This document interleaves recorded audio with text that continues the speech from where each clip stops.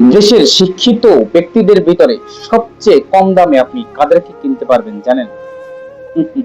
হ্যাঁ, পতিতাদের পরে বাংলাদেশে সবচেয়ে কম টাকায় বা সস্তা দামে কিনতে পারবেন মাদ্রাসা মসজিদের হুজুরদেরকে। একটু আইডিয়া দেই কতটুকু কম দামে তাদেরকে কিনতে পারবেন।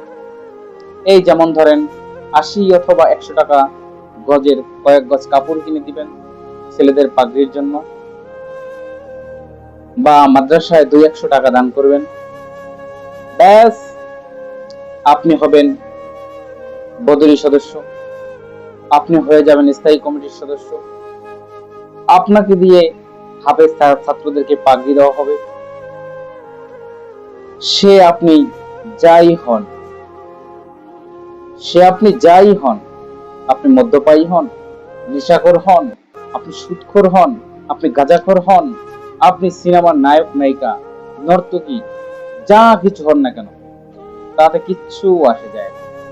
অথচ এই অঙ্গনটা থাকা উচিত ছিল ধর্মীয় ব্যক্তিদের, এই অঙ্গনটা থাকা উচিত ছিল দিনদার মুত্তাকিন ব্যক্তিদের হাতে, যেই সূচনা করে গেছেন জনাবে মোহাম্মদ রাসূলুল্লাহ সাল্লাল্লাহু আলাইহি ওয়াসাল্লাম। কিন্তু আমাদের দেশের এই অবস্থা, আমাদের দেশের এই অবস্থা দেখে আমাদের খুবই লজ্জা হয়, আসলেই খুবই লজ্জা হয়।